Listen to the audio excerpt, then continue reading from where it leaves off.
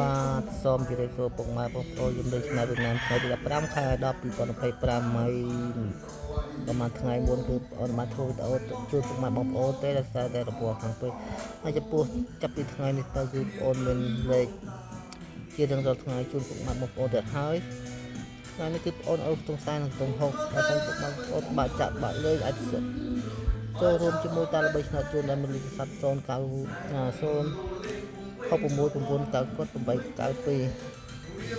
ហើយថ្ងៃនេះដែរគឺប្អូនឲ្យខ្សែ662បើសិនខ្មែរបងប្អូនពិបាកចាក់បាក់លេងអាចចិត្តស្វែងជាមួយតាល្បីកុំភ្លេចមក4កន្លះនេះហើយជូនពុកម៉ែបងប្អូនតែម្ដងតាល្បីនឹងប្រហែលថ្ងៃទៀតគឺតាល្បីនឹងបង្កើត Telegram ជូនពុកម៉ែបងប្អូនដើម្បីងាយស្រួលឆាតមកសំឬខមសំ